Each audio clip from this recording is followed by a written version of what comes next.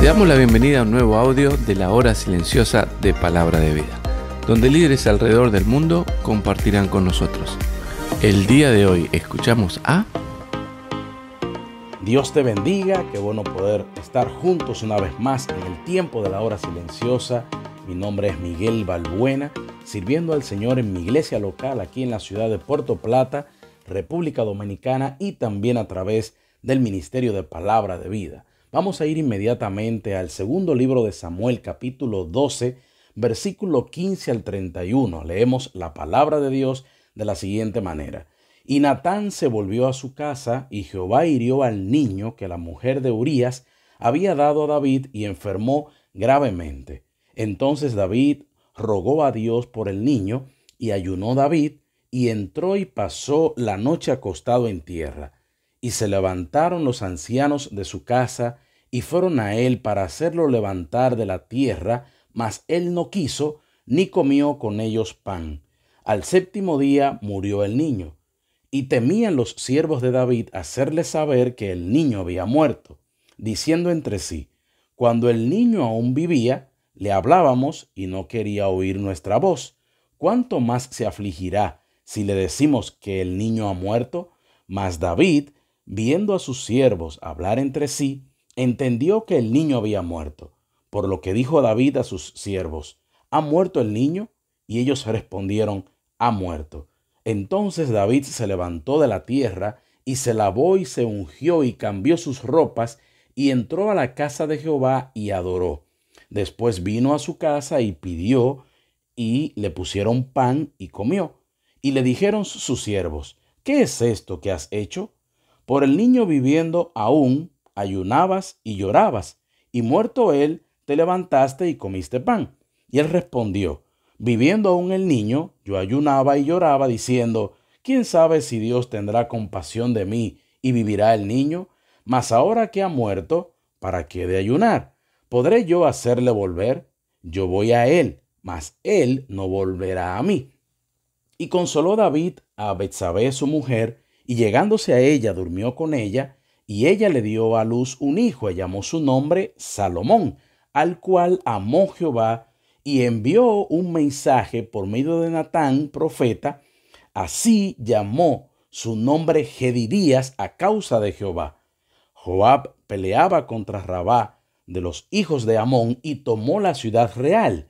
Entonces envió Joab mensajeros a David, diciendo: yo he puesto sitio a Rabá, y he tomado la ciudad de las aguas. Reúne pues ahora al pueblo que queda, y acampa contra la ciudad, y tómala. No sea que tome yo la ciudad y sea llamada de mi nombre. Y juntando David a todo el pueblo, fue a Rabá y combatió contra ella y la tomó. Y quitó la corona de la cabeza de su rey, la cual pesaba 1 talento de oro, y tenía piedras preciosas, y fue puesta sobre la cabeza de David.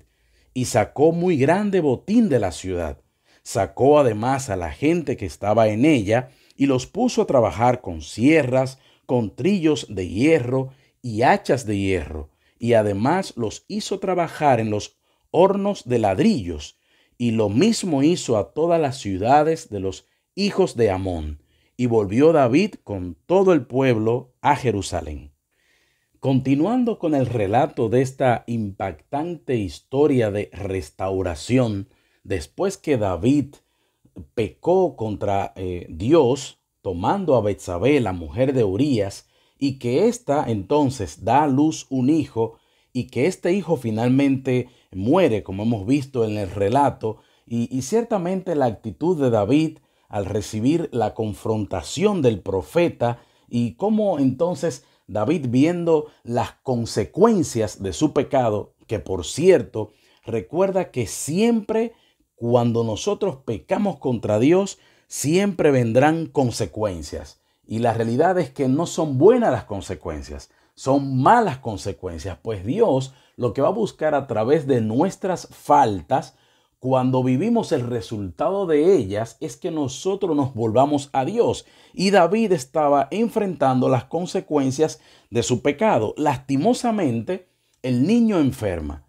Y cuando David ve la situación, comienza a orar, comienza a ayunar, comienza a llorar, a derramar su corazón delante de Dios, así como también nos mencionó el pasaje de que David estaba esperando de que Dios mostrara su misericordia y que el niño viviera.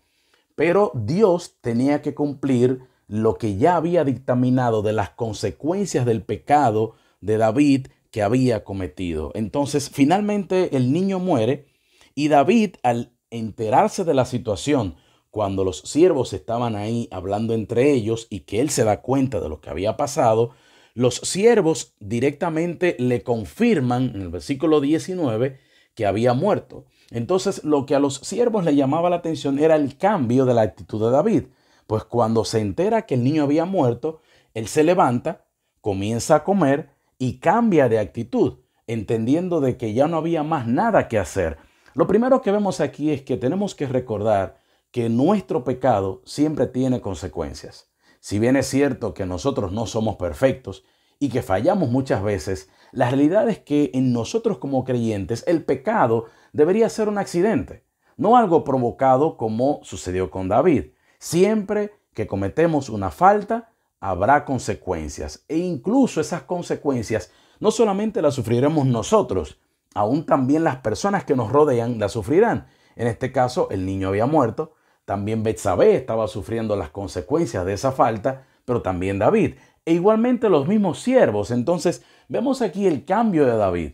Cuando ya no hay nada que hacer, no tenemos que seguir lamentándonos. No solamente recordar que nuestras faltas nos traen consecuencias, sino que cuando ya no hay más nada que hacer, tenemos que levantarnos y seguir adelante. David entendió esto de que estaba en las manos de Dios y que ya no podía hacer nada. Por eso es que él afirma diciendo, ya no hay nada que hacer con el niño, ya él no va a venir a mí, pero yo sí voy a ir a él.